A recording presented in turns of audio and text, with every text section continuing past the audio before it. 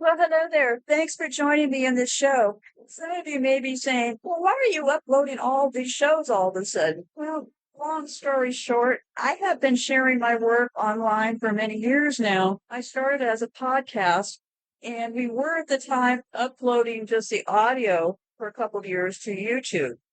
Then a few years ago, I started sharing my work when I was making my work into videos. Those videos I uploaded to YouTube for a few years. The last several years, I have been only doing the audio of my show. So it has only been showing up on my podcast, not here on YouTube. So why is this? Well, I've been sharing my work for years online because I wanted to research what is all about all of these psychopaths that appear to be running things. So I'm only one person. I'm now 73 years old. I have been converting the files to upload them here, but to create a video is an entirely different deal and takes a great deal of time and expense. So if you're looking for graphics, there will not be any. If you look for information, I have a ton of it for you. In the years that I've been away, I have uncovered a lot of things. Everything that I'm saying and showing you today, I can back up with files that I have done audios of. I decided to share my work a few years ago. Instead of writing a book about it, I thought, well, why don't I just do some shows? It was after I wrote my book, I had a couple of offers to turn my book into a podcast. So I thought, well, that didn't work out because I will not sell my rights. I've already been through a lawsuit once in this lifetime. So I decided, well, why not just do it online? I think everybody at 65 should pick up a microphone and head to social media. So that's what I've been doing all along. So there's been an explosion of people uploading audios to YouTube in the last few years. That is because in the last few years, people have been able to be monetized for their audio. So people doing podcasts have also been uploading those podcasts to YouTube. And they are doing that specifically because they get ad revenue in both locations. And that only happened in the last few years that people doing podcasts could monetize them. I have never been monetized. I got into a dispute with YouTube. They would not pay me for any of my work. So I have not been monetized or accepted money from anybody on social media. My goal has never been to be a social media person, but simply to share my work as I go along. So if you're new to my work, you may start thinking, well, why didn't she include this? Why didn't she include that? Well, if you have a question, maybe we should have a dialogue about it. I will be around if you have any kind of questions because I've been covering so much work on my podcast that now I'm trying to upload to YouTube, kind of the end result of a lot of these things. So when I talk about children being abused and all this MK7 stuff, I am not guessing around. Basically, I've been chasing this group of psychopaths for several years now. I now know who they are. It was those pilgrims that set us up. They came here for religious freedom. We should have asked more questions. They wanted freedom from persecution from their religion. Their religion is Satanism. That is where the tripwires got set. So enough of that for now. I just wanted to give you a short introduction. I've covered all this ground. If you'd like to have more answers to things, please just ask me in the comments. So I am more than happy to answer any questions you may have because some of these shows for the last 3 or 4 years, I've been doing one show after the next. So if people were following my work on audio, it would make more sense to them than it might you at points. So if you have any questions, please just ask. So be safe out there. And the show, I converted the show into one file. I originally recorded this show about China Lake in 2 files because it ended up being so much information. So what I did in this case was it's a very long show because this includes 2 segments and will give you the inside details you may want to know about all of this MK7 stuff that's going around. You need to be aware that all of the people in charge, the 1%, They have all had the mind-splitting process themselves. That explains a lot of what's going on with a lot of these people. So enjoy the show. It'll play right now. Okay, I sorted it out after I recorded that intro to this show. I had a lot of data on this file that I removed. I had recorded hours and hours about the Omaha, Boys Town, and the Franklin case. Very, very interesting case. What I will do is try to combine all those files in the next few days, but today is just going to be about China Lake. I opened the show talking about what they do to the children, how they're doing the process. So it just kind of seems like it starts in the middle of nowhere, but I removed all the Franklin stuff off the front end of this thing because it just got too confusing. So anyway, so the show will play right now.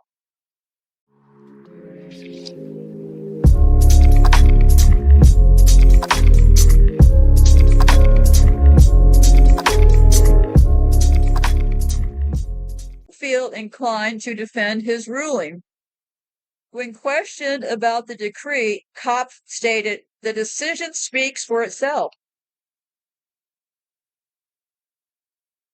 So, what happens with all of these kids and the drugs? What happens is the child doesn't know where the effect of the drug is coming from. The programmer will take credit for the power of the drug. Whoever administers the drug has power in the child's mind. The mind wants to be safe. That's why our mind is so fantastic, because in order to keep the mind safe, things will get blocked, because otherwise people would not be able to survive with that much trauma. So this is an interesting case, and I'll read from the piece. I am familiar with a recent case here in Oregon of someone who escaped from being sacrificed at a satanic ritual. The legal system told the woman she was crazy when she reported to the police that she had escaped from a satanic ritual where they were going to sacrifice her. To control her, the judge ordered 3 types of antipsychotics, twice the normal dose of 2 kinds of lithium carbonate to put her in a lethargic stupor, Paxil as an antidepressant, and benzotropine as an anti-Parkinsonian agent. The antipsychotics, which are all addictive, see what they do also, because they did the same thing to me. They put you on all these drugs, and then before you before you know it, they're giving you more drugs to treat the symptoms of the first drugs. But by that point, they've gotten you so kind of out of it that you're really not seeing that, well, why are they giving me more drugs to make up for symptoms of the other drugs, right? So they prescribe the same drugs to me. This woman may or may not be a multiple, but this clearly shows the type of mental control via drugs that can be slapped onto someone who dares report satanic activity to an establishment which has been sadly corrupted from top to bottom. One victim of government mind control tried to get free. The first psychiatrist the person tried to go to was cooperating with U.S. intelligence and gave her sterilizine, that's Stelazine, which aggravated the victim's situation. When the victim spied a general's uniform in the closet of this psychiatrist, she got another psychiatrist, who unfortunately turned out to be an ex-Department of Defense employee. He placed her on Haldol Decanoate, Klonopin, and benzotropine. The combined effect of these drugs is to erase memory and create a dissociative order. All of the drugs were highly addicted. Another fleeing victim was given trazodone by a physician who was cooperating with the intelligence agencies. This almost gave the victim a heart attack because it aggravated her heart condition. And yet another escaping victim apparently also fell prey to dirty CIA doctors who were practicing in public without warning people of their intelligence connections. This victim was given a combination of Compazine and Xanax in dosages that the physician's desk reference warns against. The doctor who prescribed this worked out of an office named after an MK Ultra programmer. There are other important things to mention about when drugs are used in monarch programming. They have to watch for some things, to include watching the heart so that it doesn't stop. Many of the children who have been programmed have died from heart failure. The programmers are very careful now to have heart monitors on the victim and to have paddles ready to revive the body, because so much of their drugging affects the heart. They accept that they will lose a few to heart failure. They need to make sure they aren't giving drugs to children who are allergic to them. The programmers take the time to ensure that they have the family history of allergies to drugs, and they will test the children too before proceeding with drugs. I'm not sure I believe that part. Just because somebody writes something down doesn't make it true, right? So, yeah, they say that they also switch them to herbs when the body is saturated with drugs. When a child's body has had all the manufactured drugs it can absorb, the programmers switch to a vast collection of natural herbs. And they also, for some reason, monarch slaves are routinely given the antidote for AIDS, which has been given since the 60s and 70s. Well, that antidote for AIDS is also dangerous. So, knowing how much of a drug each part can take, small young alters can't take as much. Multiples within a single system have varying levels of tolerance.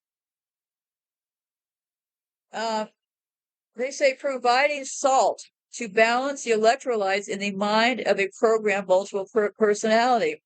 An electrolyte imbalance can cause a multiple personality's mind to go wacky and start spinning. The multiple could possibly go into shock and die. So perhaps it'd be worthwhile to mention that all of the major chemical companies are run by them. Yes, we know all that. So,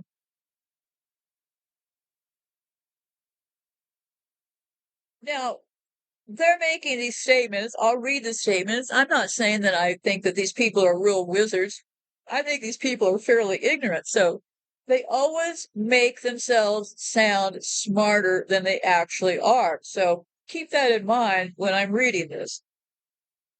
The monarch programmers are acutely aware of how the mind functions and how information and memories can be trapped in the mind. There are different neurophysiological states, so they talk about how they use hypnosis. So they say that they study the person's life, and for example, a programmer may force a child to smoke and then tell it that every time they blow out smoke, they will think about their master. The programmed alters don't dare not to smoke on fear they will be punished. The smoking, in turn, reinforces the power of the hypnotist/master. Much of the good that therapy can do is in effect to de-trance or de-hypnotize clients. Most of the alters of a monarch system go their entire lives in trance. Common objects in a person's life can be hypnotically given a programming meaning, including music, tones, colors, the sight of a book or Bible, the pyramid on the back of a dollar bill, pictures of God, silk scarves, jewelry, lights, sound, TV programs, and countless other things.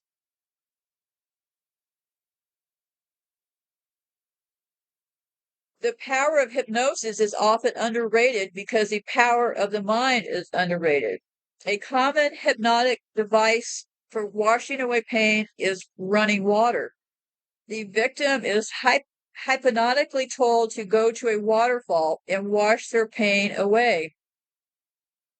They use regular, gentle electrical stimulation in many parts of the brain. An electrical band attached to a box is sometimes placed on the victim to produce a hypnotic state.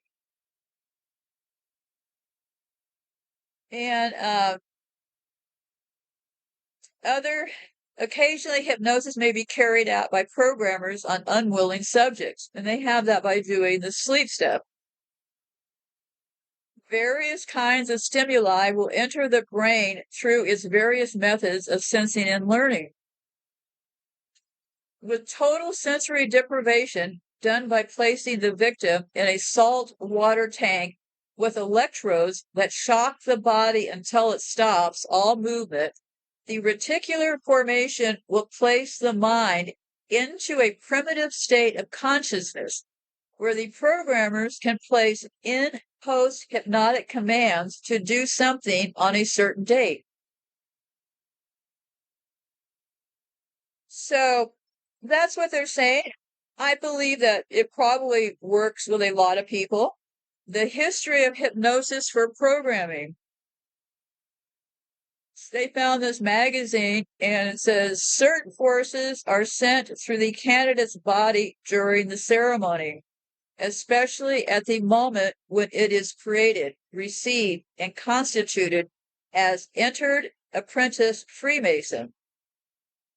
Certain parts of the lodge have been heavily charged with magnetic force, especially in order that the candidate may absorb as much as possible of this force. The first object of this curious method of preparation is to expose to this influence those various parts of the body which are especially used in the ceremony. In ancient Egypt, there was another reason for these preparations.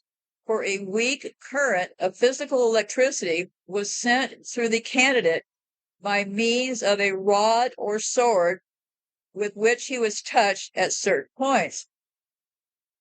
It is partly on this account that this first initiation, the candidate is deprived of all metals, since they may very easily interfere with the flow of currents.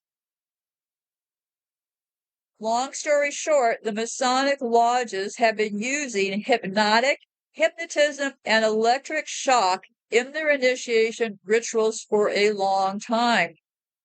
The combination of fear and hypnotism combine to help seal the lips of initiative from telling what in some lodges are secrets of criminal activity. So they've known about this electricity stuff for a very long time. I don't have transformers all around my house just for no reason, right? They're actually willing to murder people in my own neighborhood to get to me. That is who these people are. That defines a psychopath. Keep that in mind. Get busy. Look around your house. Make sure that you aren't getting transformers yourself. So I'll keep reading. The Brahmin caste in India practice yoga and other meditations where they regularly go into altered states of consciousness. Centuries ago, the Brahmin fakirs learned about drugs, tortures, and magical methods to produce hallucinations and altered states of consciousness. When Eastern and Western occultists linked up, they realized they had a great deal in common. The ancient Egyptian writings, many centuries BC, talk about the third eye and temple trances. Hypnosis appears to have been practiced in these ancient temples. All over the world, altered states of consciousness have been used. The feared Scandinavian warriors called berserkers were in a mildly programmed altered state of consciousness which made them fearless. How to Program with Hypnosis. George Estabrooks, Estabrooks, was the first major hypnotist to publicly recognize the potential for hypnosis. He contacted M16 and other military and intelligence groups in hopes he could interest them in the military intelligence potentials of hypnosis. What was George Estabrooks' connection to the Illuminati? George Estabrooks was a Rhodes Scholar, which is an entry-level group for the Illuminati. For those who haven't studied this, it would be appropriate to give a brief explanation of these things. And this is from that Fritz's book. The Illuminati in 1919 created the Royal Institute of International Affairs. The Astor Illuminati family were major financial backers of the RIIA, which is the Royal Institute of International Affairs. Waldorf Astor was appointed to the RIIW. The American equivalent to the RIIA is the CFR. The RIIA and CFR set up roundtable groups based on King Arthur myths, which initially named by Cecil Rhodes Association of Helpers. High-ranking Mason Illuminist Cecil Rhodes also created the Rhodes Scholarship to bring select men from several of the English-speaking world and Germany to learn how to bring in the one world government that the Illuminati has long planned. The Cliven estate on the Cliven Astors of the Illuminati has played an important role in the preparation of Rhodes Scholars. Bill Clinton and Fred Franz, the late president of the Watchtower Society, are two examples of men selected for Rhodes Scholarships. Bill Clinton went through the program. However, Franz decided not to go to London in order to help lead C.T. Russell's cult as Oracle after W.T. President C.T. Russell was ritually killed on Halloween 1960, and his remains were buried under a pyramid. Well, never heard of that one. So the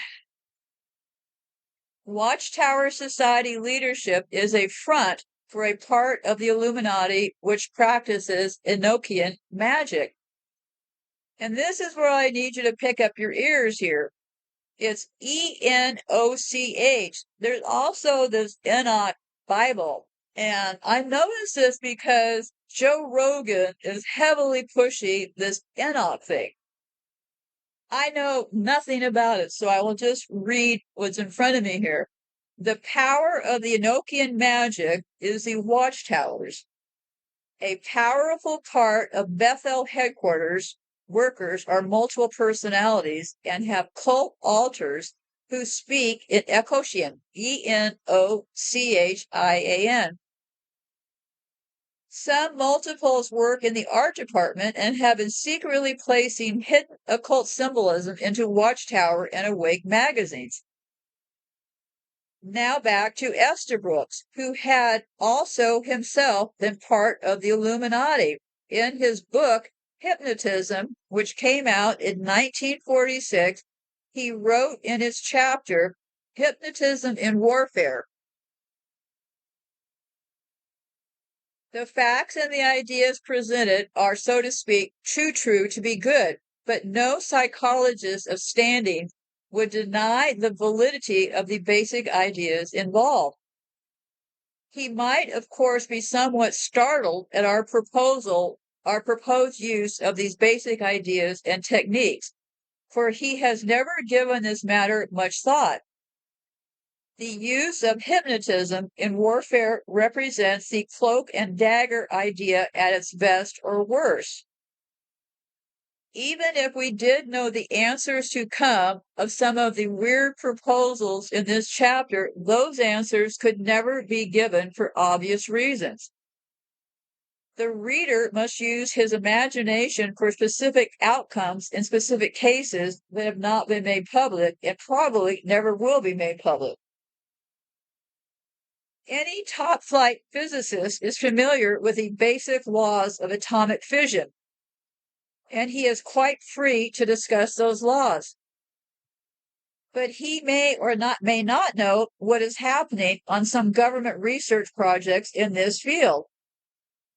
If he does know, he is not shouting it from the housetops, probably not even whispering it to his best friend. The same applies to hypnotism in the field of warfare. The only possible way to determine whether or not a subject will commit a murder in hypnosis is literally to have him commit one. But warfare undoubtedly will answer many of these questions. From the military viewpoint, there are a few facts which are of great interest. Can this prospective subject, this 1 in 5 individual, be hypnotized against their will? Obviously, no prisoner of war will be cooperative if he knows that the hypnotist is looking for military information, nor will any ordinary citizen if he suspects that the operator will use him to blow up a munitions plant. So the answer to this very question is yes, though we prefer to say without his consent instead of against his will. We do not need the subject's consent when we wish to hypnotize, for we use a disguise technique. The standard way to produce hypnosis in the laboratory is with the so-called sleep technique. The operator talks sleep to the subject, who eventually relaxes and goes into a trance. So they do a lot with this sleep talk. And there's also this thing about keeping the mind in the alpha state. The entire altar system of the monarch slave has their sleep patterns controlled. And this is where it gets pretty critical, right? Because when they start controlling your sleep, they control your ability to heal yourself, right? I have been able to do a lot of healing on myself. For example, I have problems like my knuckles have gone black from the radiation and stuff. And then what I'll do is I give myself a fresh air treatment. Really, literally. I just make sure that my face is facing the big fans in my room. And after about a good 8 or 10 hours of just fresh air, the blackness starts to go away. I've done that on my toes and I've done that on my fingers because we need sleep and we need fresh air. So no matter what is going on, I sleep. And because it's hard to sleep when you're being attacked by so much electricity, so I just have ways of telling myself things. I say, okay, well, I don't tell myself anything punitive like, hey, get with it, get to sleep. I just say things like, if I start ruminating about things, I'll say, well, all this sounds good right now, but maybe if I focus on sleeping, it will appear differently to me tomorrow. So depriving people with sleep is very, very critical. Many altars are programmed not to sleep. They stay awake. Someone has to take the body and sleep. But whichever altars are set up to do it, they're hypnotically commanded to only sleep 3 hours to ensure that the mind stays in an alpha state, easy to program. Because altars which do not hold the body rest mentality in a sense, when they take the body, they are fresh. In this way, a multiple can function without as much sleep as a normal person, but the price they pay is that their mind stays in an easy to program, easy to hypnotic state. REM sleep allows the person to harmonize the mind's inner world with its outer environment. The periods of REM sleep lengthen as the hours of sleep progress. by preventing long periods of sleep, long periods of REM sleep are preventing from occurring, and the victim remains in a more controllable state.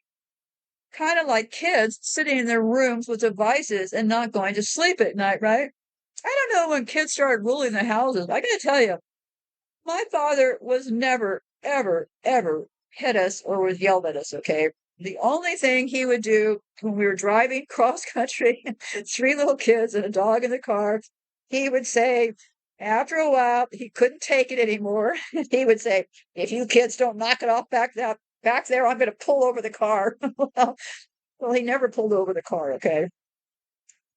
But the thing is that I don't even know what I was going with that one, but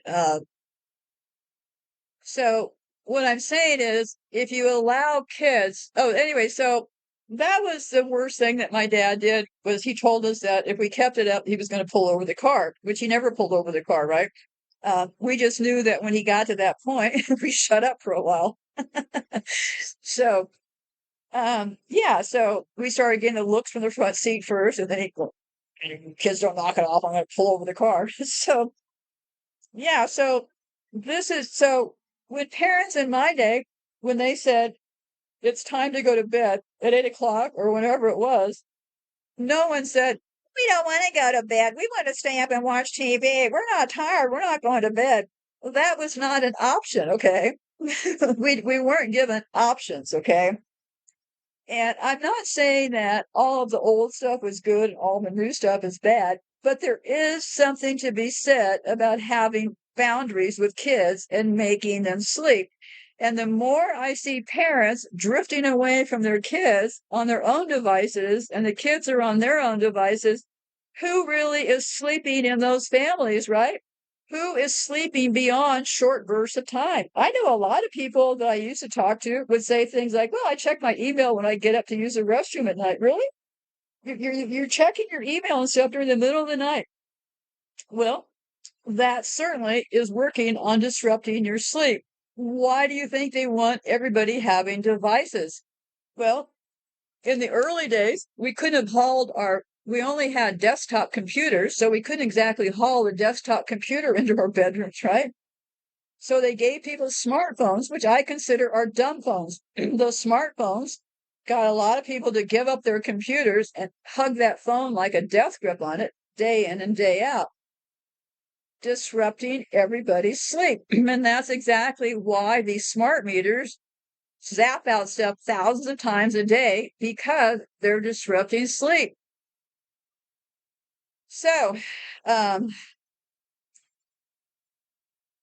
they say in the ancient occult world, as the gates of palaces, the doorkeeper has to be shown the seals, the secret names of God or pictures with magical power, and the words Arvika when the person passes the entrance. So there is just a lot to this stuff, which is that gematria, the Kabbalistic stuff.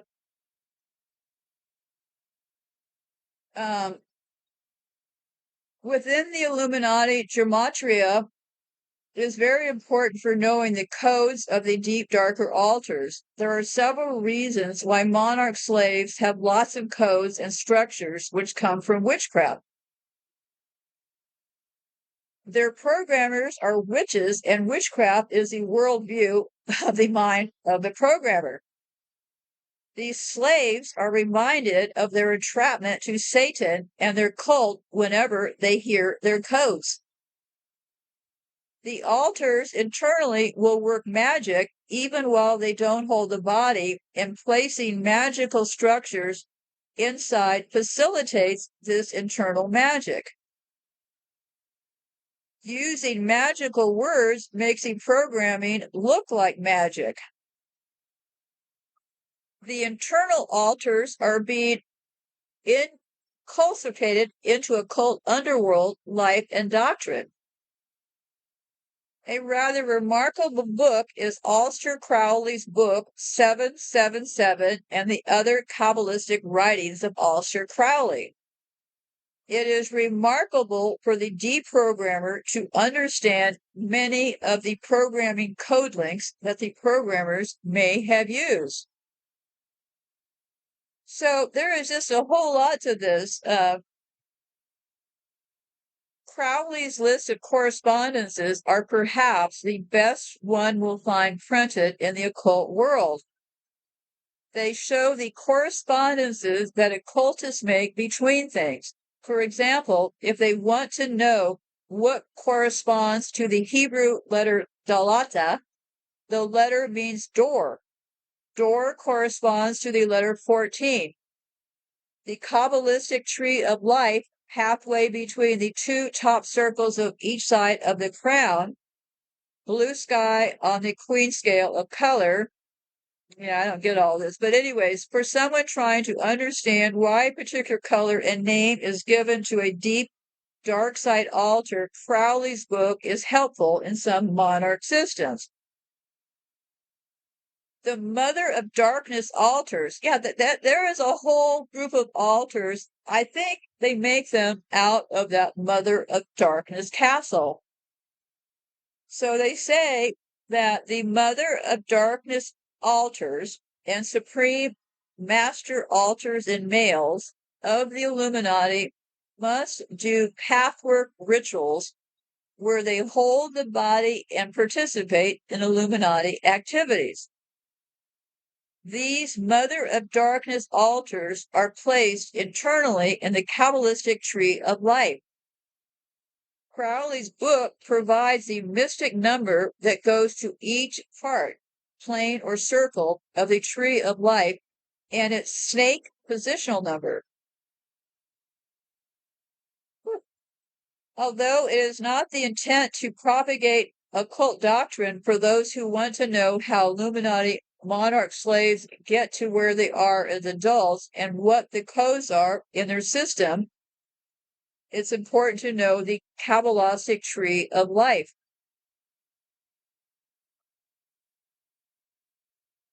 They say before a Mother of Darkness monarch slave is 16, they will have gone through all of the ceremonies involved in the creation of the altars, which correspond to the 10 rooms of the tree of life.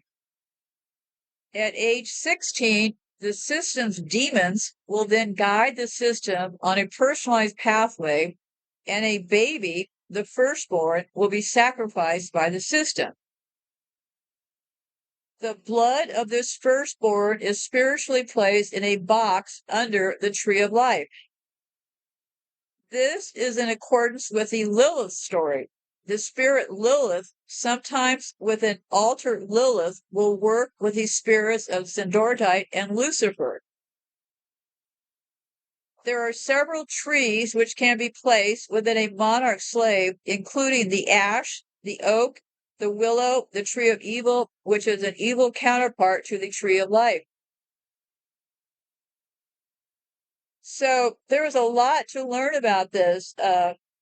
Another way to see things is to recognize that the programmers have created power words to which they have attached memory and programming. If the deprogrammer observes closely the word usage of the victim, you will begin to spot power words of the abuser. For instance, white rabbit. A cipher is when symbols are used to represent letters. One can use letter frequencies to break ciphers. Well, I think this is probably more than we need to know right now, so I'll keep going down, but let me tell you a little bit more about this NX stuff. Also, common universal Illuminati codes can be used by the slave to get set free from police and judges. Within the Jehovah's Witnesses, especially their headquarters, the Illuminati use this Enochian language to program with. With druidical branches, druidical symbols are also used. And with the Jewish groups, Hebrew is used. Other languages are also used. An Illuminati system can easily have 6 different languages used as programming codes. The foreign language codes will be for small parts of the system only. Special artificial languages are also employed, as well as sign language. So, let's talk about the Wizard of Oz. The history behind the Wizard of Oz programming is interesting. It suggests that the Wizard of Oz has had an important part in the occult world all along. One of the secrets of the mystery religions, especially the Egyptian Isis mystery religion, was the ability to use drugs and torture to create multiple personalities. The word Oz is known to have been used by its author as an abbreviation for Osiris, Ociris. Monarch victims have the golden penis of Osiris placed into them. The Grimm brothers were the Kabbalistic Jews. They gathered the folk occult stories together. Their stories are full of spells, trances, and drugs. Sleeping Beauty is put to sleep, and the trigger to awake her is a kiss on the lips. These are serious hints that the occult world didn't stop programming people with dissociative states and triggers when the ancient Egyptian empires fell. Instead of using modern lingo such as hypnotize, they would say cast a spell. Later in Freemasonry, the right worshipful master would charge, meaning hypnotize, an initiative. The occultist Baum, Baum, a member of the Theosophical Society, was inspired by some spirit who gave him the magic key to write the Wizard of Oz book, which came out in 1900. The magic key, right? What's Disneyland about magic keys, right? The book story is full of satanic activity and satanic thinking. The story was chosen in the late 1940s to be the basis for the Illuminati intelligence community's trauma-based mind control programming. So around the 1940s, they chose the Wizard of Oz for their trauma-based total control programming not that long ago. That's why I think that I was born in 1951. A lot of kids being raised in military families got this treatment. A lot of them did. The military is how they've been hiding them. Now, I don't have proof of it. My father wasn't into all this stuff. But I have spoken to other children raised by military families, and I have some conclusions that I've come up with. Can I prove it? No, I can't. But there is a reason why the U.S. military has bases all over the world. Okay, let's do the math here, kids. This is not complicated stuff. You put bases all over the world, then you got access to people all over the world to bring them into your satanic cult, right? The perfect setup hidden under official language like top secret, right? So I'll keep reading here. So yeah, a lot of military, what's going on in the military? And remember, I'm just guessing here, okay? Because some of these kids have described their parents as being actors. So what happens, and I'm just going to guess here for a second because I have to keep moving on here. What I think happens is you sign up for the military. Number one, you're in a cult, right? Then what happens next is you start to indoctrinate your own children into that cult, and you're being moved around. We had to move around every 3 years like clockwork. Well, that breaks us up from getting too familiar with other people, right? You're always being moved around. You're being shifted to new schools. So you never really develop friendships. And people joke and say, well, that's part of being a military brat. No, it's not. I think it's part of, I think they called us military brats for a reason because military children were their main targets from the very beginning. Why not use the children of all these people that you're getting to join your military cult, right? You go to military bases for your hospital needs. You do all these things. I'm pretty sure that's how it happened. Now, my dad's case was different because my dad was barely out of high school when World War II hit. And like all the other kids in Kansas, my dad signed up for the U.S. Air Force. My dad passed the, my dad was intensively tested. He was then trained to become a navigator, a guy who barely made it out of high school. They trained my father to be a military officer and a navigator. I now know that my father likely was part of firebombing in Korea because they held him over. They didn't send him to World War II. They actually trained him to be a navigator. My father was a very smart man. I don't think you could have taken me at 18 years old and teach me how to be a navigator, and then a few years later have me flying in a war. I mean, that took a lot of work on his part, right?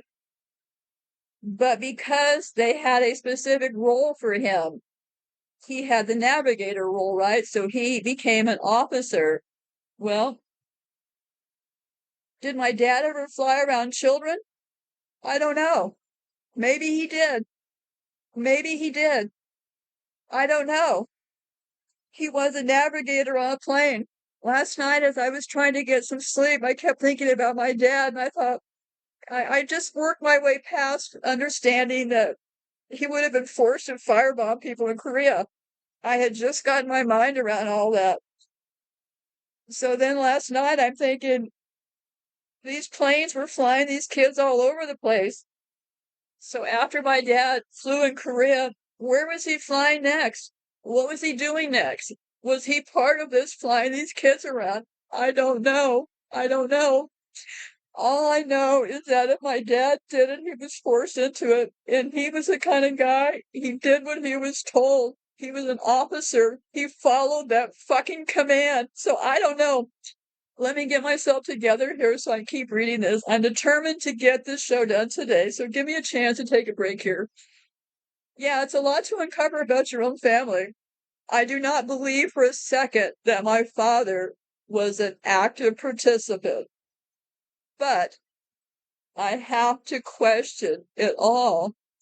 When you go looking for the truth, you better be ready for what you're going to find because it'll come in different forms that you may not have expected it to happen.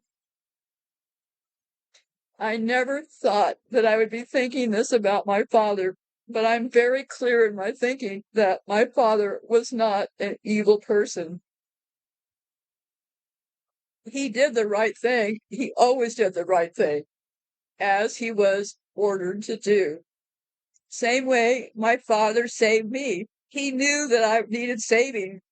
That was why I had to leave home 2 days after I graduated from high school because my father, it was harder on him than it was on me, but for years I didn't understand it. But he made me leave the house 2 days after I graduated from high school in his hope to straighten me out. Yeah, it did straighten me out because I had to move, I had to find a place to live, I had to get a job, and I had to figure out a way to survive. So, yes, I had two options. I could have gotten busy working, and I had to get two jobs to survive and get an apartment, or I could have joined the peace group because in the 1969, everybody was doing all that stuff. I could have become a hippie and a worthless drug addict, or I could have hit the ground running and pulled myself together. I chose to pull myself together. The fun that we were having in high school with the LSD and all that, well, sure, we did some LSD when I was working two jobs and stuff because all the concerts were coming through Santa Barbara. But yes, it straightened me out because it shocked me into action, right? And fortunately, I took the action of going out and figuring out because I wasn't forced to work as a kid in high school. My parents didn't make us get jobs. We had allowances. So, yeah, I was literally kicked out into the world. But to be perfectly fair, my father let me take the car that I was driving. He gave me his car. I was not ditched on the streets, okay? He had to take that drastic action to catch my attention. I was heading down a path that was not looking too good, so he took action. So let me get this on hold and I'll come back.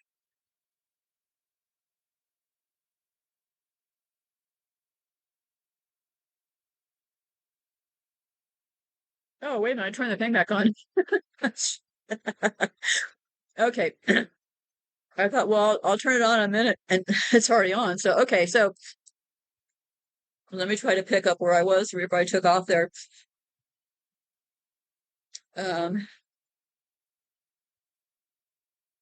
So, as a way of enhancing the effect of the programming, monarch slaves are conditioned to place trigger items into their lives. These people, it's mind-boggling what happens to these people. But let me keep going here. With the numerous long-term connections between the Wizard of Oz books and movie to the highest levels of the occult world, it is not without reason that one can theorize that the original series of 14 Oz books had an ulterior motive behind them. There were 14 books: The Wizard of Oz, The Land of Oz, Ozmo of Oz, Dorothy and the Wizard of Oz, The Road to Oz, The Emerald City of Oz, The Patchwork Girl of Oz, Tick-Tock of Oz, The Scarecrow of Oz, Rinty-Kink in Oz, The Lost Princess of Oz, The Magic of Oz, Glinda of Oz. These books are still being sold and are being read to children who are being programmed with trauma-based mind control. The 14 books came out in various editions. The originals came out in 1900 and shortly thereafter. In the 1930s, the 1940s, and the 1950s, the words were retypeset and given different pages. So because of the pictures and the page numbers varied from edition to edition. In addition to this, large Wizard of Oz theme parks are being built by the Illuminati to provide places to carry out programming. Yeah, of course. They say the best example of this is the audacious MGM Grand Complex in Las Vegas, although other theme parks around America also use Wizard of Oz themes.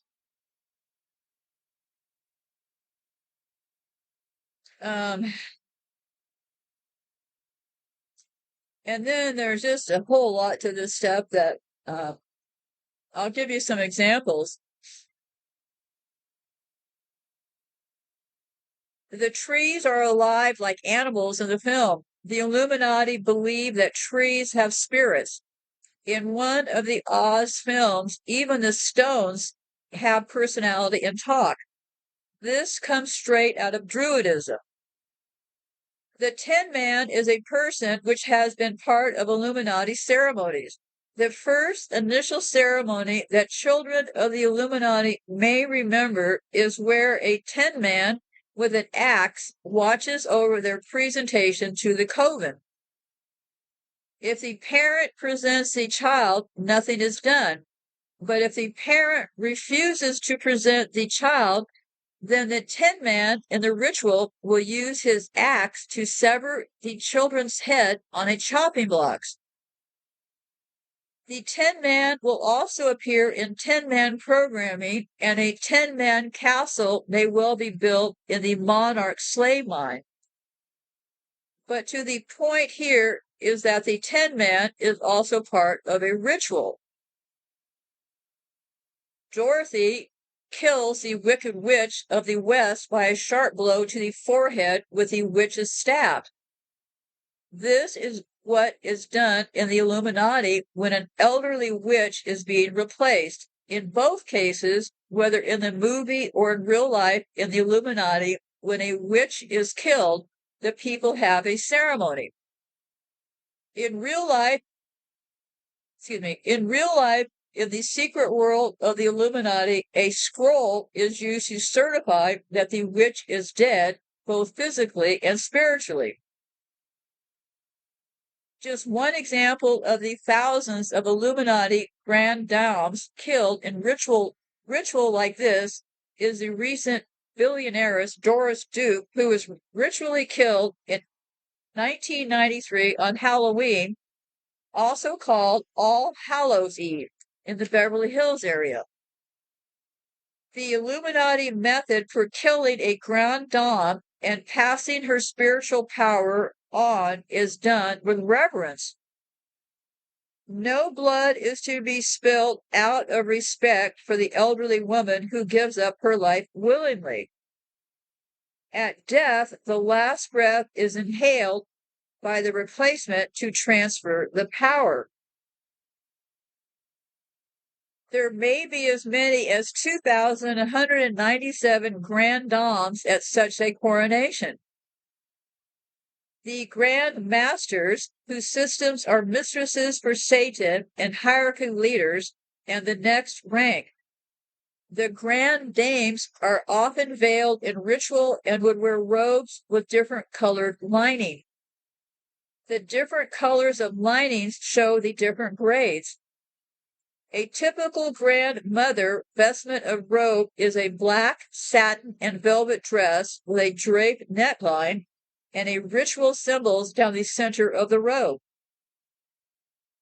After someone like Doris Duke willingly gives their life, her head is served on a silver platter at a banquet.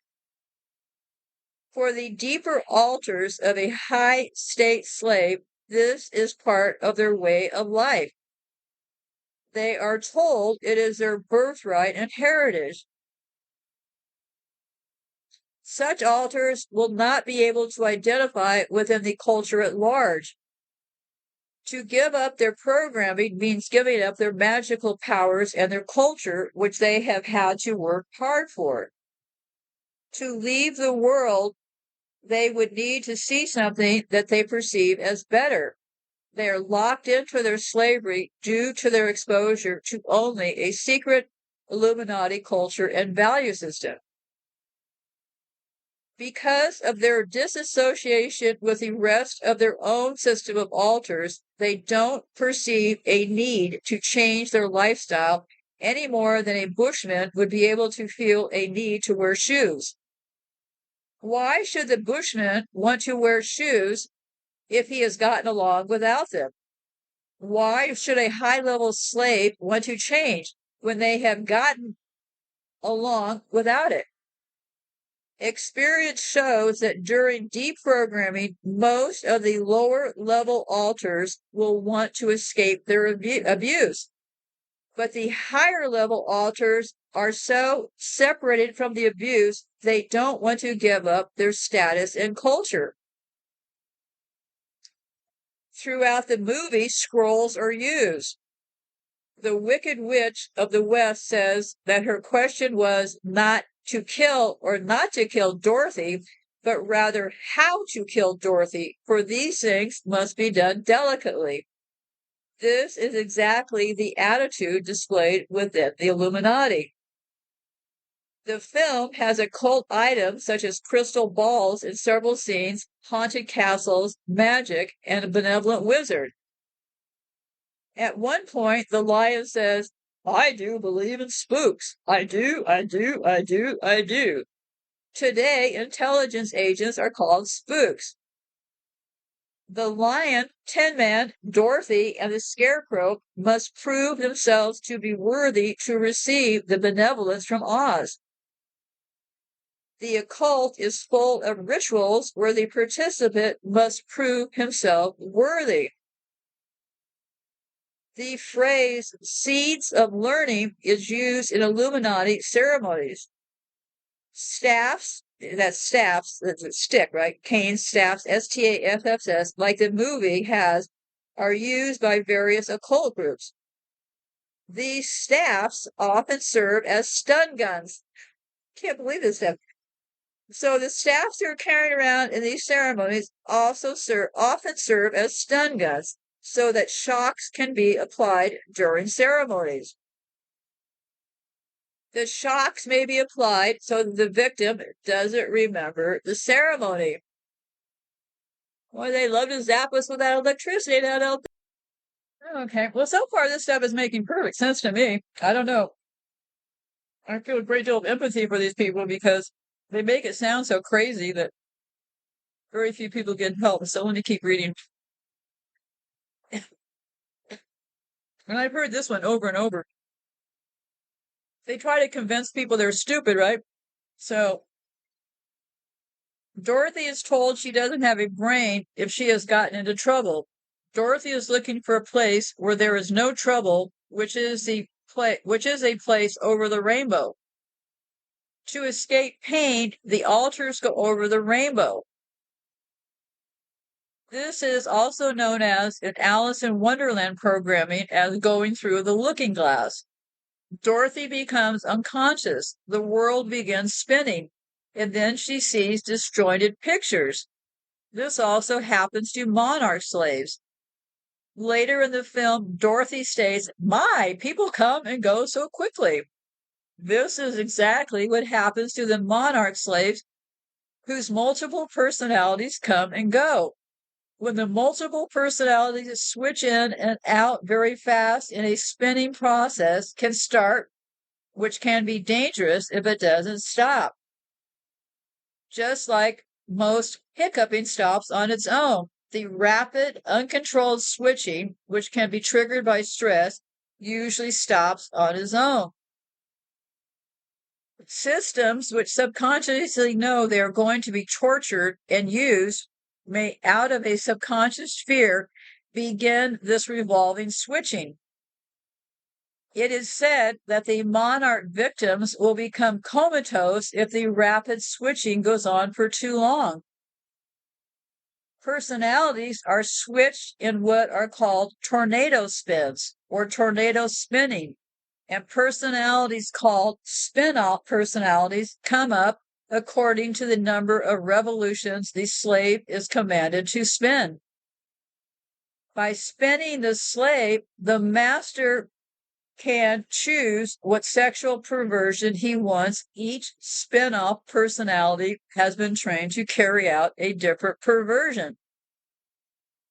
Interesting because in the movie, visually trying to convince the viewer that Dorothy was unconscious because of the tornado, the viewer does not find out until the end that it was the fall into the pigsty that knocked her out in today's terms.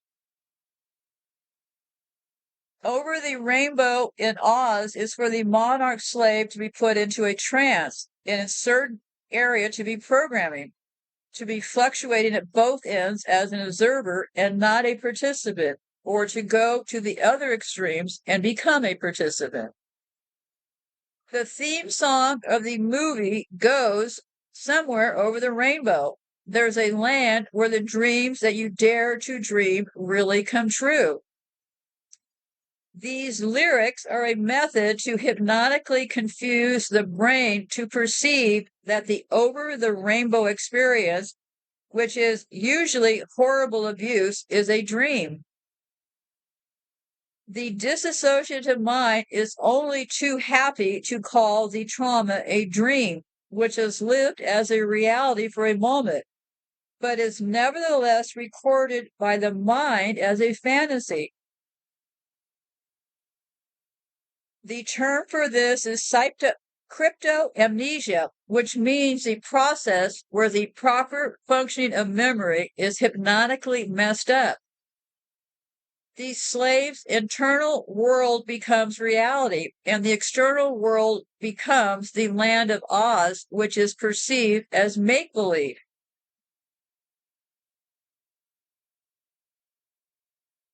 Dwarfs are used in the eternal programming.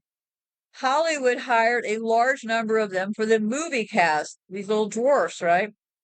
They are called munchkins in the movie. Mengele, known as the programmer Dr. Green, was especially interested in experimenting traumas on dwarfs. For bona fide and recognition signals, the monarch slaves were diamonds to signify they are presidential models. Rubies to signify their Oz programming for prostitution. and emeralds to signify their programming to do drug business. Rings are often used to signify what activity the slave is doing and what rank or level they are in the occult. Monarch slaves are taught to follow the yellow brick road. No matter what fearful things lie ahead, the monarch slave must follow the yellow brick road, which is set out before them by their master. For some slaves used as track stars, their yellow brick road was a track they had to run. The yellow brick road is a runway in which alters were trained to fly off from their exit their internal world and take the body. The yellow brick road also pertains to the assignment that an altar is given. To follow the yellow brick road is to go down the road that has been assigned by command. The yellow brick road programming is placed into the child's mind via the yellow brick road of the Wizard of Oz story. Remember the key words: follow the yellow brick road. To get someone onto the yellow brick road, you must know the access code to get them through the poppy field. The color codes are important to get an altar through the field of poppies. Fiddler, F-I-D-D-L-E-R, is an important word to get to the yellow brick road.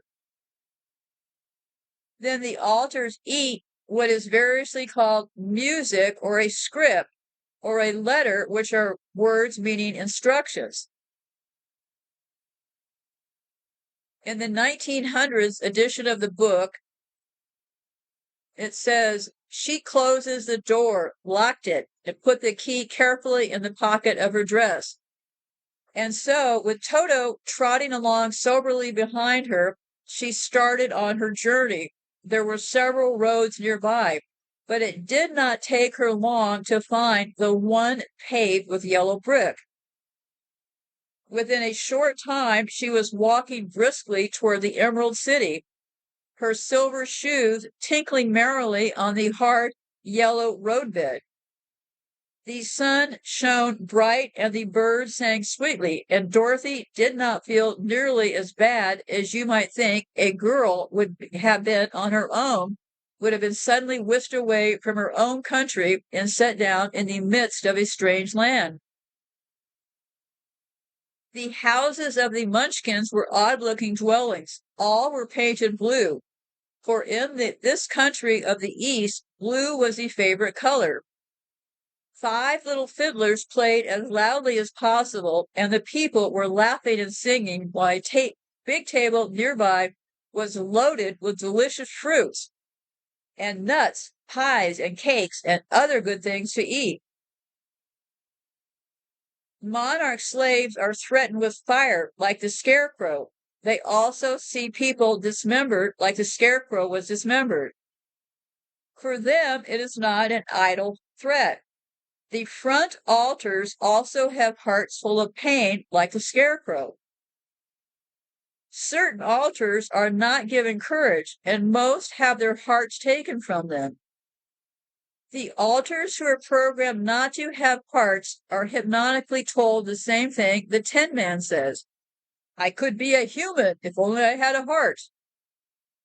Some altars are taught they are stupid and have no brain. The scarecrow is asked the question, how can you talk without a brain? Scarecrow answers, some people without a brain can do a lot of talking. Emerald City is used in programming. Emerald City in the programming would be well guarded and hard to reach. Several important things will be placed inside the Emerald City, including the deeper Illuminati altars. And this is important because I've read so many stories about these things going on in castles and in these lodges and stuff, right? During the middle of the night. Castles are used in the programming. Lots of castles, either in the mind's imaginary or pure demonication, are placed into the slaves' minds. Winged monkeys are able to watch in the movies somewhat as spy satellites. Winged monkeys are used in the programming to create a fear of always being watched. The flowers used in the book and movies are also used in the programming. The witch uses poppy seeds to put the lion and Dorothy to sleep. Opium and cocaine are used to tranquilize monarch slaves.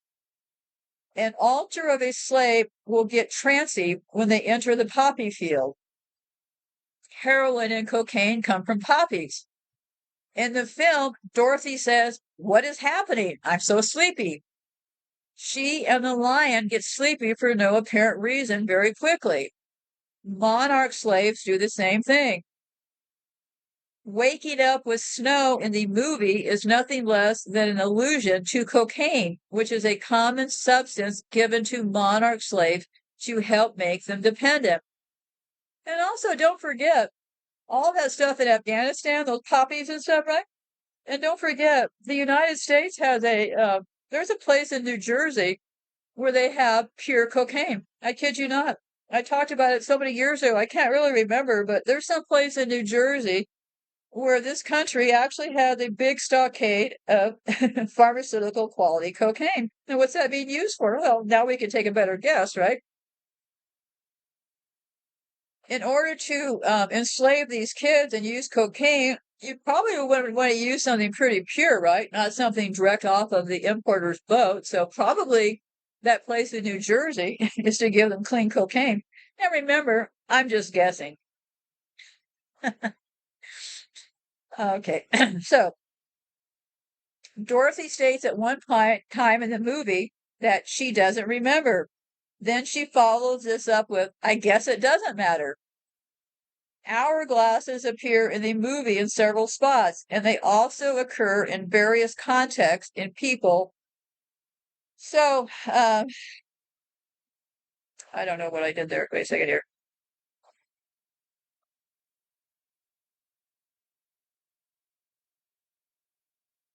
Some victims of the programming have hourglass configurations, each created around a separate axis. The hourglasses have the ability to be rotated, which causes certain altars to be brought forward.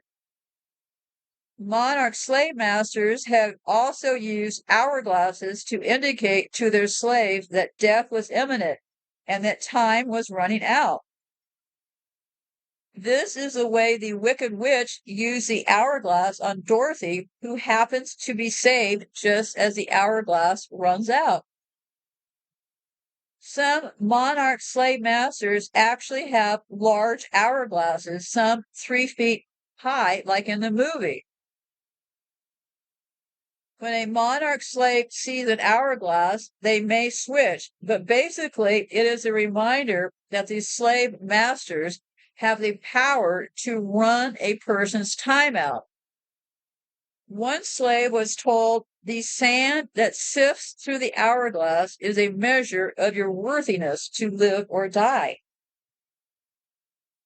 The hourglass shape is basically two triangles which touch at their peaks, or an X configuration with the tops of the X having lines. The child's mind is to visualize this configuration as a compass and the 4 points, north, south, east, and west. They are to see the X configuration also as an X-Y axis upon which a city is structured upon.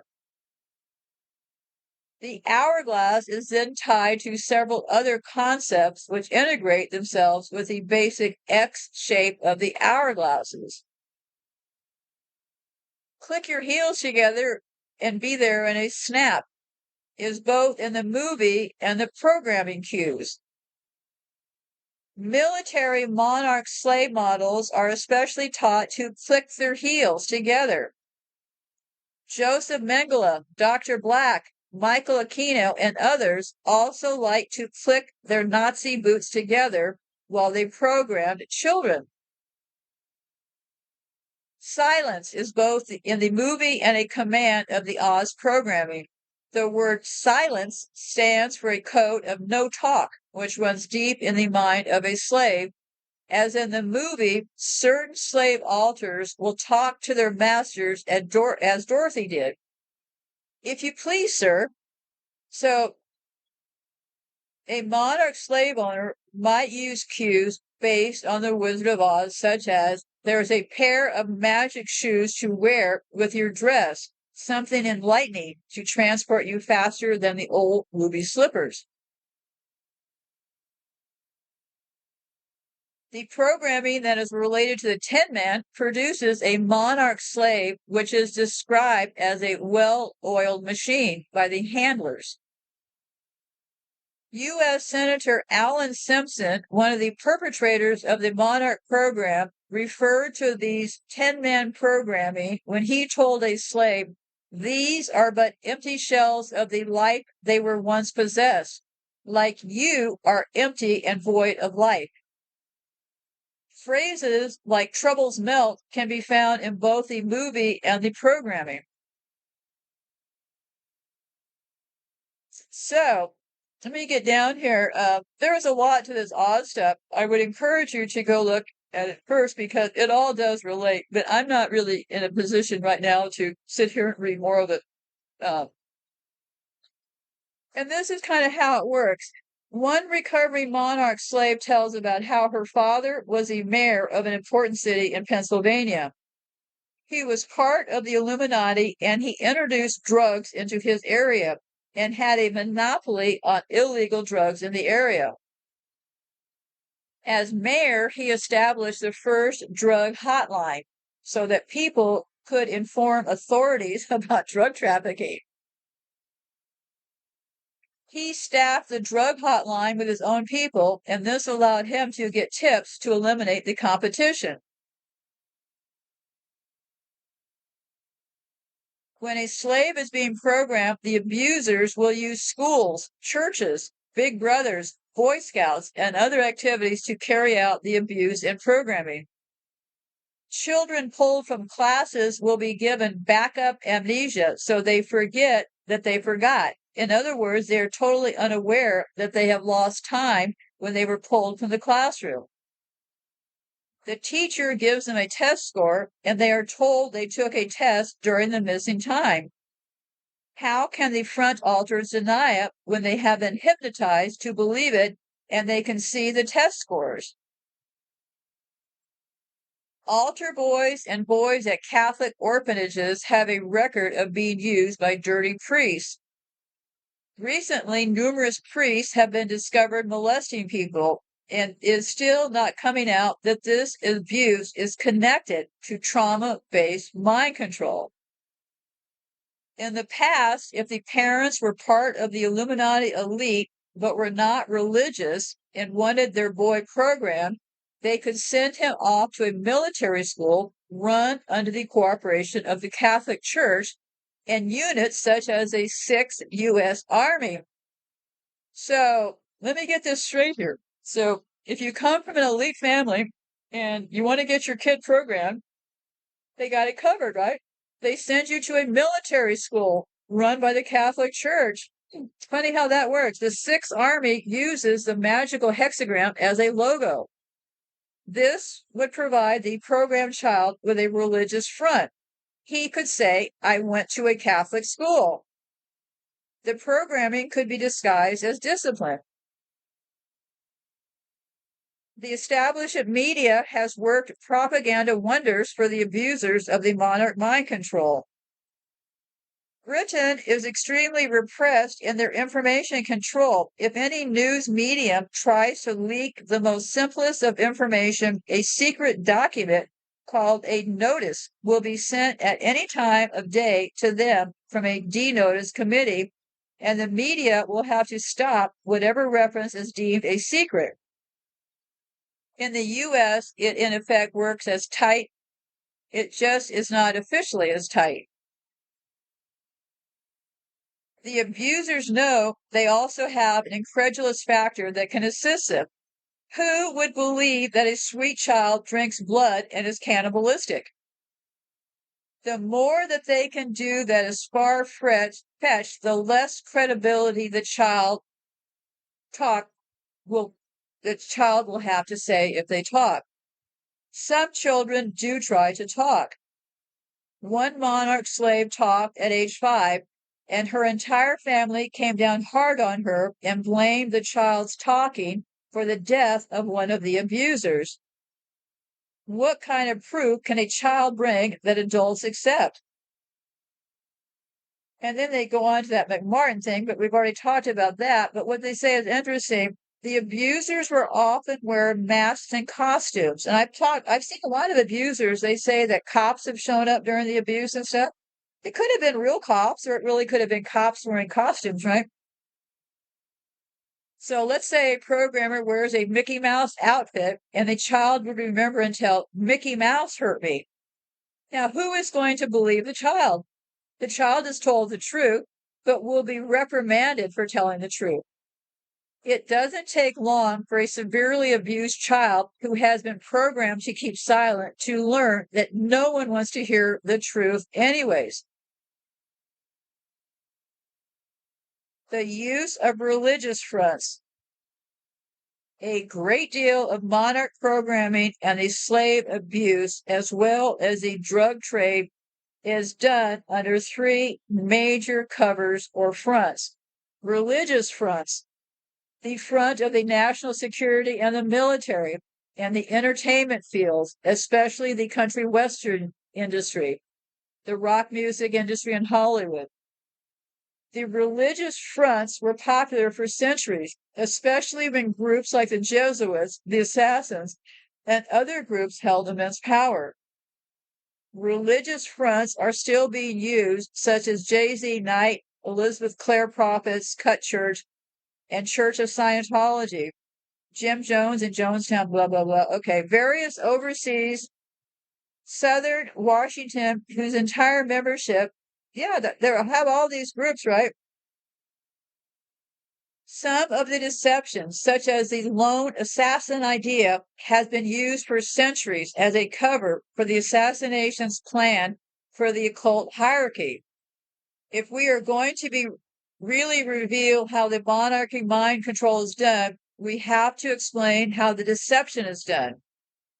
If one describes a chameleon only by saying it is like a lizard without mentioning the camouflage, the most important part has been overlooked. Religious fronts are an important part of the Illuminati program for making slaves. In fact, due to their philosophy of balancing their good deeds with their bad deeds, it is almost essential to have a religious front through which one can do good deeds. When men who worship the God of this world place "In God We Trust" on the Federal Reserve banknotes, we know the truth must step out of our dream world and realize they mean Lucifer.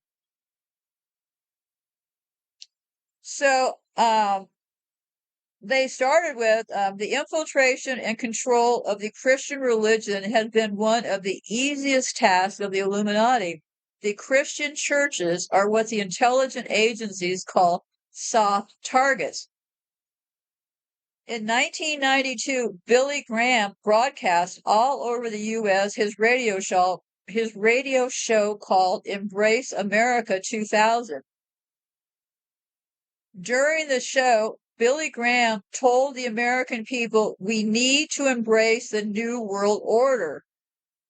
Billy Graham is also on record stating that people can have salvation through paganism, another name for witchcraft. In a McCall magazine, January 1987, Graham said, I used to believe that pagans in far-off countries were lost, were going to hell. I no longer believe that. I believe that there are other ways of recognizing the existence of God, through nature, for instance. Pagans believe that salvation can be obtained through nature. This is not a pleasant story. Billy Graham has been built up to be the most respected popular person in America. Who wants to find out they have been deceived? Historically, Billy Graham's deception is one of the greatest deceptions that have ever been perpetuated. Some might argue the greatest, making Benedict Arnold pale by significance. So, and this is from that Fritz person. So let me just read what they said. It says, allow us to introduce you briefly into the world of the Illuminati. All top hierarchy Satanists are required to have covers. The Illuminatis will have multiple personalities, and he or she will have one personality that is particularly shown to the outside world. And this makes total sense because they put their own kids through these things. So their own kids also will have this dissociated personality. So that means the people we look at on the screen, like people running things, right? Now, I'm not laughing because I think it's funny. I'm laughing because it's so bizarre, right? So, yeah, it makes perfect sense to me that the psychopaths in charge are actually all having multiple personalities. They, the programmers, handlers, and the Illuminati councils try to get the best covers that they can.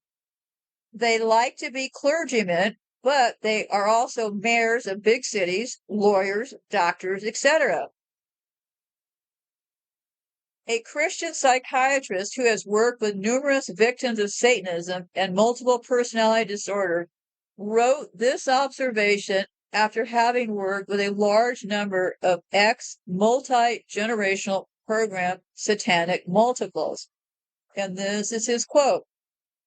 Some Satanists have invaded the church as it is the perfect cover for them. They masquerade as angels of light and gravitate toward positions of leadership in order to have more influence. Because much of what they say is sound doctrinally, they are rarely detected. Most survivors who had Satanist parents who were in high positions in churches, many were pastors.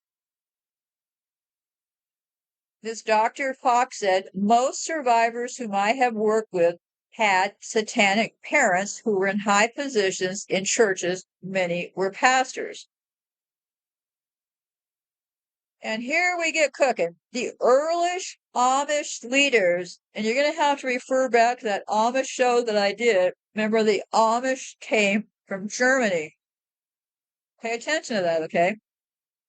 The early Amish leaders were ex-Catholic priests, but most of the people were peasants who had little formal schooling, had little Bible knowledge, and came from southern Germany and the Rhineland, where witchcraft was practiced by the common people. Don't forget the word Ashkenazi, they came from that Rhineland area, and I will have much more about Germany down the road here. So anyway, so southern Germany and the Rhineland area where witchcraft was practiced by the common people. The spirit of witchcraft never left the Amish. It has always been with them. When the Amish moved to Pennsylvania, they moved in next door to Rosicrucians. When the Rosicrucian settlements fell apart, they joined the Mennonites, thus bringing their Hamitic magic along with them. Somewhere within the Amish were some families that were undercover for the Jesuits and were sent in as spies long ago because they were corrupt. These families have been generational Satanists, which practice pedophilia and other crimes in the safety of their isolation. They were placed within the Amish to help the Catholic Church destroy the Amish. In Europe, what happened under Hitler when all the old order Amish were arrested in 1938 and wiped out of Germany. Prior to World War II, the Nazis, part of the Illuminati, sent over a number of program multiples which set up an unnamed cult in upstate New York. This cult was to help Hitler take power in the U.S. when the Nazis won the war, but they did not win the war. But 60 years later, the satanic cult still operates. Now, second and third generation programmer multiplies are now part of this cult. Somehow, this Illuminati mission coordinates with the Illuminati project to get Hitler's bloodline hidden among the Amish. Although the authors are aware of Hitler's descendants being in Oregon and Washington, as well as Pennsylvania. One of them in Portland, Oregon, works for the federal government. Lancaster County, that's Pennsylvania, is sometimes referred to as the Mother Church. This was one of the original counties in which the Amish settled when they first came over to the New World. Penn invited the Rusicarians, Amish, and other dissident religious groups to Pennsylvania. The Satanic Covens in Lancaster County, Pennsylvania, consist of members from Amish, Mennonite, and Brethren churches. They are not simply all Amish.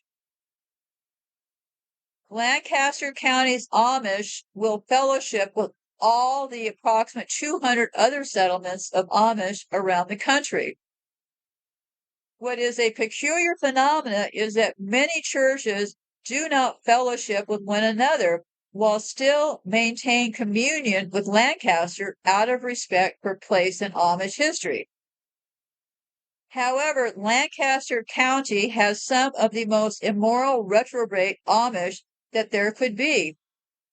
All this is hidden very well from the thousands of tourists due to the secrecy of the Amish. And this is why I'm always saying, start from the beginning. And here we go. Listen carefully.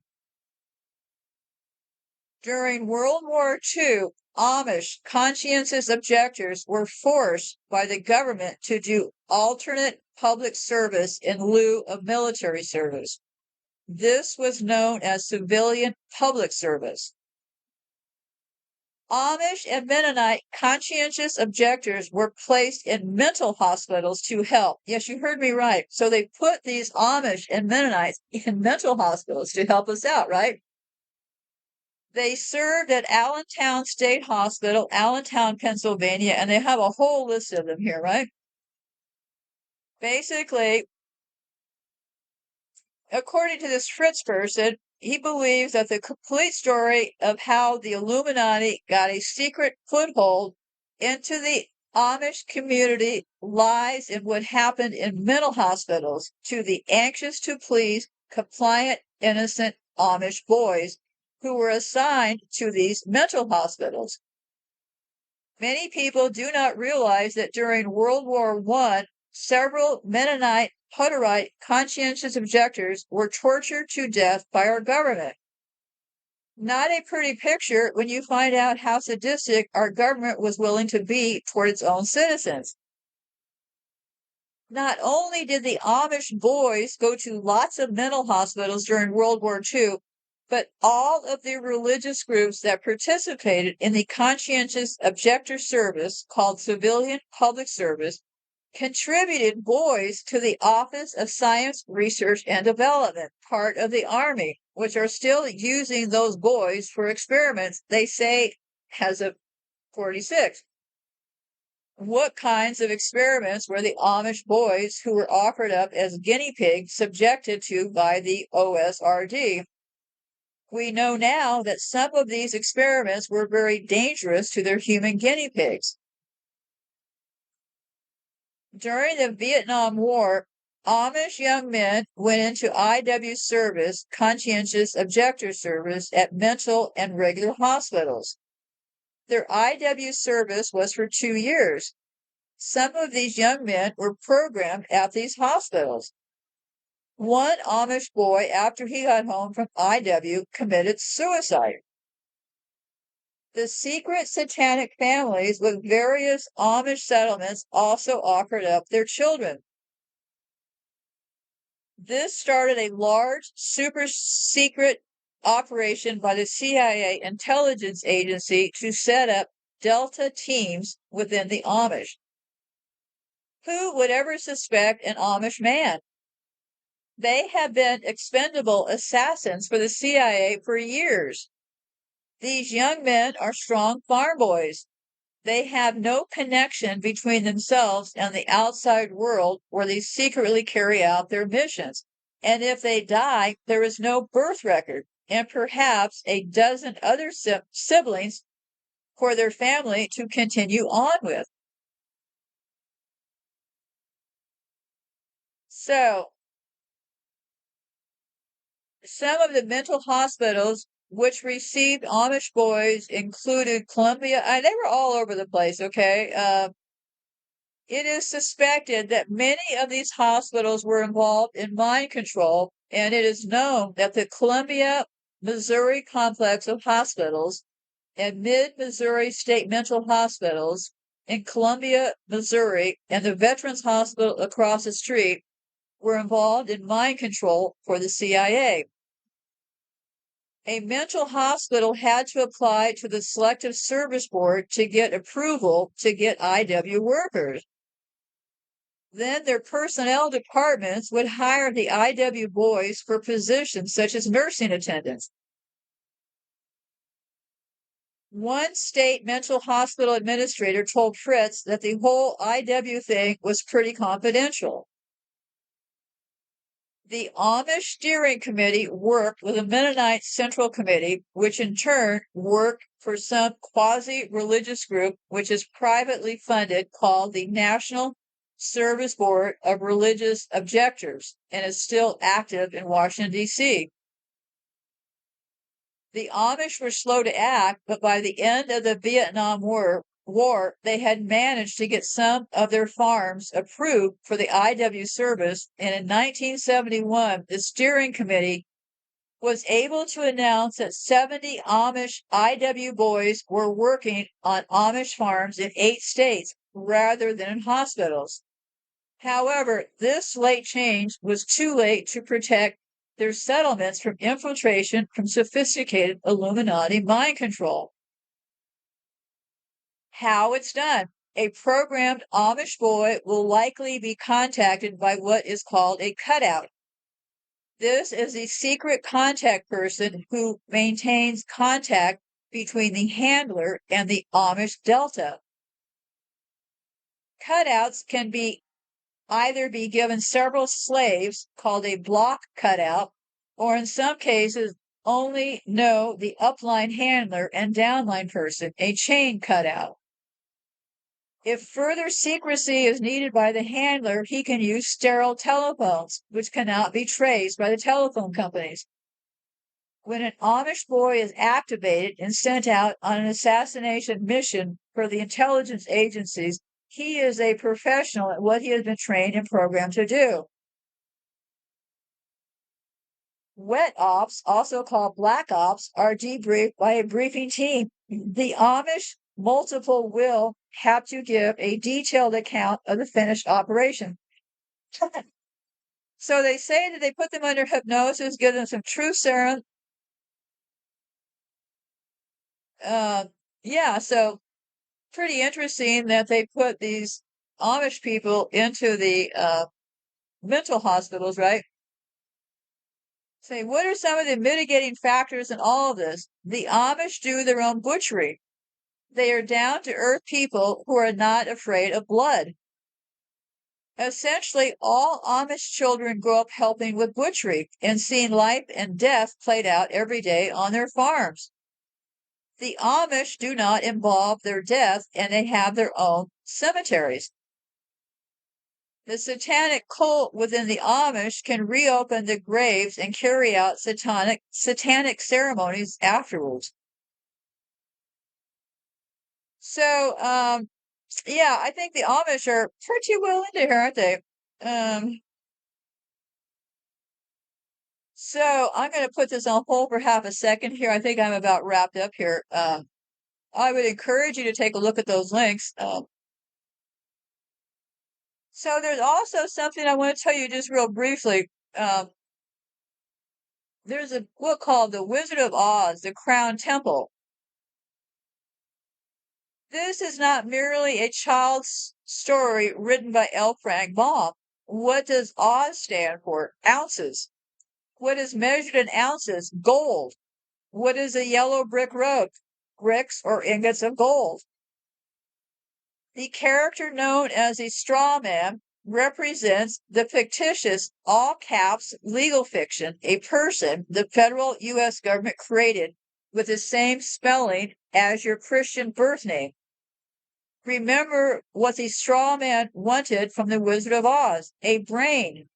No legal fiction has a brain because they have no breath of life. What did he get in place of a brain? A certificate. A birth certificate for a new legal creation. He was proud of his new legal status, plus all the other legalisms he was granted. Now he becomes the true epitome of the brainless sack of straw who was given a certificate in place of a brain of common sense. What about the 10 man? Does taxpayer identification number or 10 mean anything to you? The poor 10 man just stood there mindlessly doing his work until his body literally froze up and stopped functioning. He worked himself to death because he had no heart nor soul. He's the heartless and emotionless creature robotically carrying out his daily tasks as if he was already dead. He's the ox pulling the plow and the mule tolling over the yoke, under the yoke. These days, his taskmasters just oil him nightly with beer and place him in front of a hypnotic television until his entire existence no longer has any meaning or value. His masters keep him cold on the outside and heartless on the inside in order to control any emotions he may get a hold of. The pitiful, cowardly lion was always too frightened to stand up for himself. Of course, he was a bully and a big mouth when it came to picking on those smaller than he was. Did you ever notice how bullies are really the biggest cowards? They act as if they have great courage, but they really have none at all. All roar with no teeth of authority to back them up. When push comes to shove, the cowardly lion always buckled under and whimpered when anyone of any size or stature challenged him. He wanted courage from the Grand Wizard, so he was awarded a medal of official recognition. Now, regardless of how much of a coward he still was, his official status made him a bully with officially recognized authority. He's just like the attorneys who hide behind the middle courts of the temple bar. What about the trip through the field of poppies? Notice how it never affected the straw man, no brain, or the 10 man who had no heart or soul. They weren't real people, so drugs had no effect on him. The Wizard of Oz was written at the turn of the century, so how could the author have known America was going to be drugged? The Crown had been playing the drug cartel game for centuries. Just look up the history of Hong Kong and the Opium Wars. The Crown already had valuable experience conquering all of China with drugs, so why not the rest of the world? Who finally exposed the wizard for what he really was? Toto, the ugly, or cute depending on your perspective, and somewhat annoying little dog. Toto means in together, all together. Latin in toto.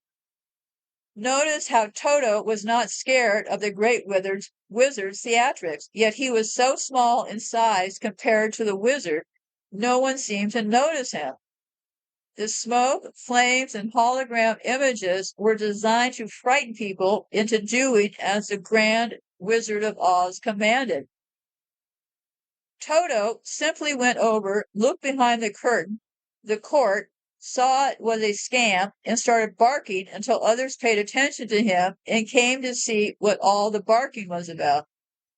Who was behind the curtain? Just an ordinary person controlling the levers that created the illusions of the Grand Wizard's power and authority. When Toto pulled back the curtain to completely expose him, the charade was over. The veil hiding the corporate legal function and its false courts was removed. The wizard's game was up. It's too bad that people don't realize how loud a bark from a little dog is. How about your bark? Do you just remain silent and wait to be given whatever food and recognition, if any, your legal master gives you? Let's not forget those pesky flying monkeys. What a perfect mythical creature to symbolize the Bar Association attorneys who attack and control all the little people for the great crown wizard, the powerful and grand bankers of Oz, gold. What is it going to take to expose the wizard and tear down the court veil for what they really are? Each of us needs only a brain, a heart and soul, and courage. Then, and most importantly, we all need to learn how to work together. Only in toto, working together as one body of the King of Kings, can we be free and have the freedom given under God's law.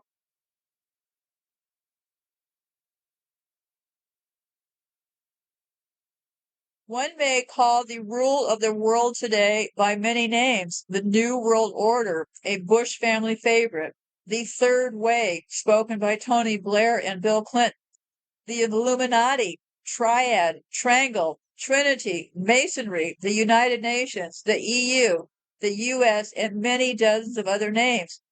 However, they all point to one origin and one beginning: the Crown Temple, the Temple Church circa 1200s.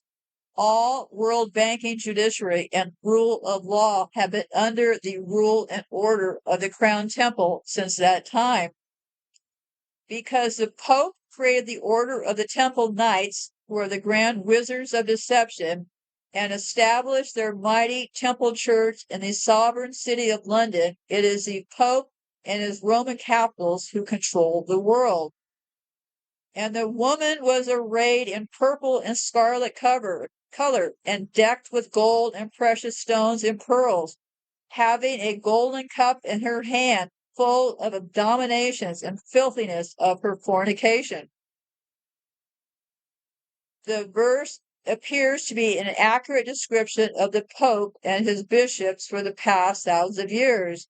The idolities of commerce in the world, all the gold and silver, the iron and soft metals, the money and coins and riches of the world, all of these are under the control of the Crown Templar. The 7 heads are 7 mountains on which the Roman, the mother of the harlot, sits. The only mention of 7 mountains within our present-day Bible is at Revelation 17:9, so it's no wonder this has been a mystery to the current body of Christ. The 1611 King James, who was a Crown Templar Bible, is not the entire canon of the original church. And I will get back to that later, because I luckily I lucked out and I found a clip from somebody who traced the history of all these rewritten Bibles. So I'll get to that with the Bible. But I want you to pay attention to this Enoch, E-N-O-C-H. They say the current Holy Bible quotes the book of Enoch numerous times. The faith Enoch was taken away so that he did not see death, and was not found because God had taken him. For before he was taken, he had this testimony that he pleased God. Now, I am just fumbling on this Enoch stuff, so I'm going to be scrolling past this because it says the book of Enoch was considered scripture by most early Christians. but really it's too much for me to absorb right now. But just put that into your head, this Enoch stuff, right? Because what I'm going to be coming back to about the time of the Protestant Reformation, remember their old friend Luther? There was a renewed interest in the book of Enoch, which has long since been lost to the modern world. By the late 1400s, rumors began to spread that a copy of the long-lost book of Enoch might still exist. During this time, many books arose claiming to be the lost book, but were later found to be forgeries. The return of the Book of Enoch to the modern Western world is credited to the famous explorer James Bruce, who in 1773 returned from 6 years with his stuff. Within the Book of Enoch is revealed one of the mysteries of Babylon concerning the 7 mountains she sits upon.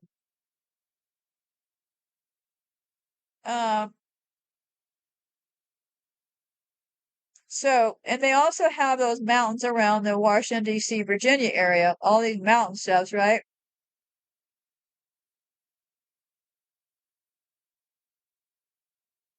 Jesus said, "Know what is in front of your face, and what is hidden from you will be disclosed to you. For there is nothing hidden that will not be revealed, and there is nothing buried that will not be raised." Excuse me. Yeah, I don't know about the Enoch business. I really don't know much about it. But so where am I going next? Well, turns out I pinned all the blame on the people at Fort Detrick. Good morning, people at Fort Detrick. I thought they were our first biolab. Well, actually not. There was a place in Germany. Imagine that. That was the creation of these biolabs. And then that lab in Germany led to Fort Detrick. But along with Fort Detrick is a really creepy place called Plum Island right here in the United States. And that whole story about these Nazi villages, well, there was a Nazi village around Plum Island. So, yeah, the Nazis were over there cooking up this Plum Island thing, and they actually had a part of this country which was Nazi occupied. And I'll also be returning because the Bible, I have gotten a lot of grief from Bible people. I've had a contact with a couple Bible people who have been just superb, very nice people. They have gone out of their way to explain to me their understanding of the Bible. But the rest of the Bible people, I don't believe they really understand these Bibles themselves because they want to go after me saying that you better get saved or you're going to hell. Well, I don't know who Jesus is. I don't know who these people are, but it appears to me that I'm a stranger to these people, right?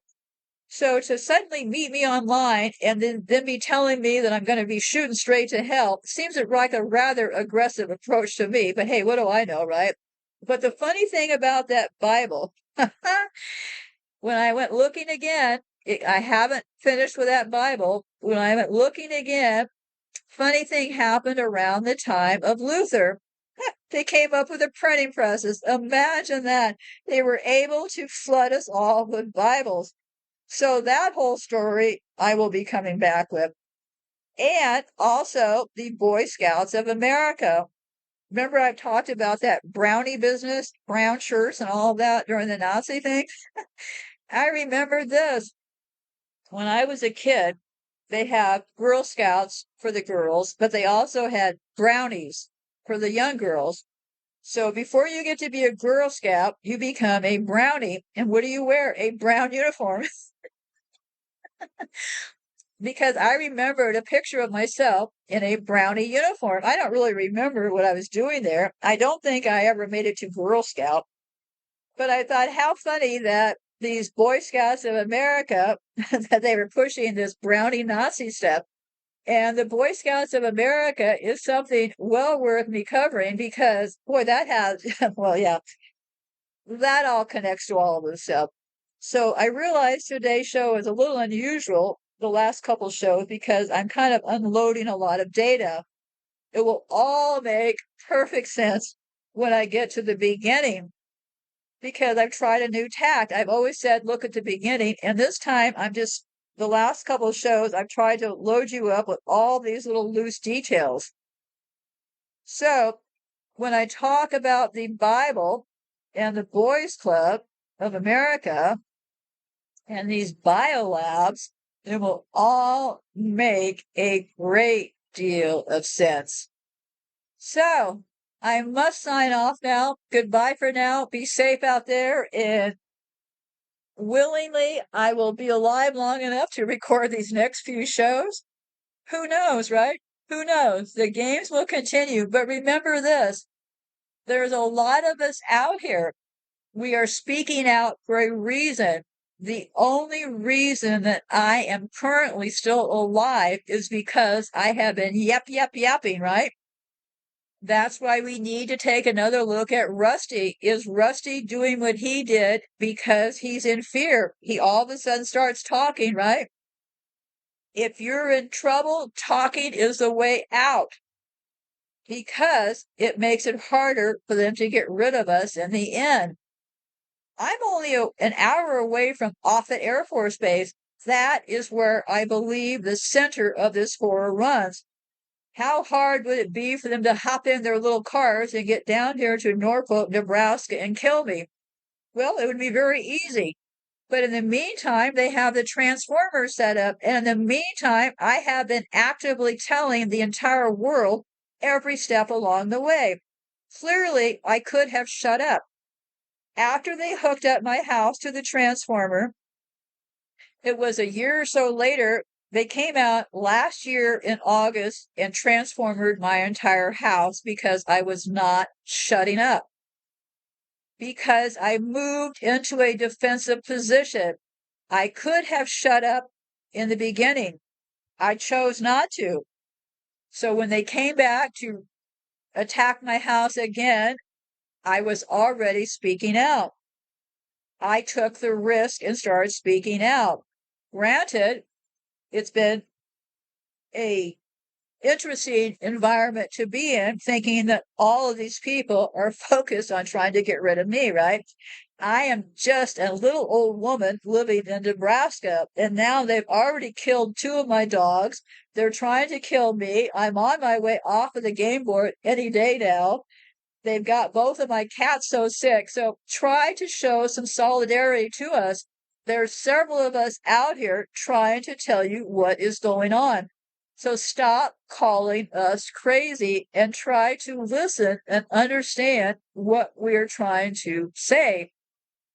So with that said, let's keep an open mind about Rusty. I have down below his interview. I have a great deal of sympathy for Rusty. If I could, I would offer him a place to stay here in my house, but my house is too dangerous because of the electricity. So unfortunately, the best I can do for Rusty right now is to get all of us to start talking about Rusty so they don't take him out, right? Let's try to keep Rusty alive while we're at it. And join as many alliances as you can. The alien people have a lot of information about these tunnels and stuff where they're taking these kids to. I think they're also using old mines that they're using for these events. So we need to form affiliations with people who will help us in our cause. And right now, I think those alien people are our best asset because they have already done the digging on all these tunnels and stuff, right? So let kindness rule the day. And remember, the truth matters to me. I hope it matters to you just as much. So be safe out there, and goodbye for now. What a smell of sulfur. I'm afraid you've made rather a bad enemy of the Wicked Witch of the West. The sooner you get out of Oz altogether, the safer you'll sleep, my dear. Oh, I'd give anything to get out of Oz altogether.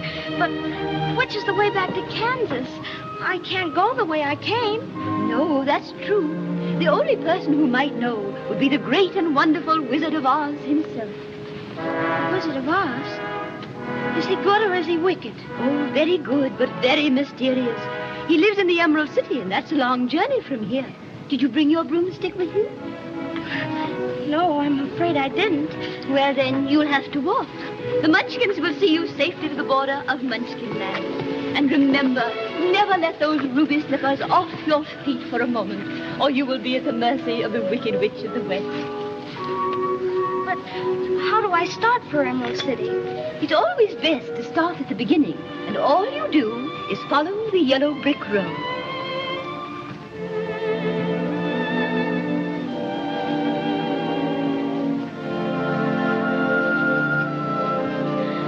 But what happens if I... Just follow the yellow brick road.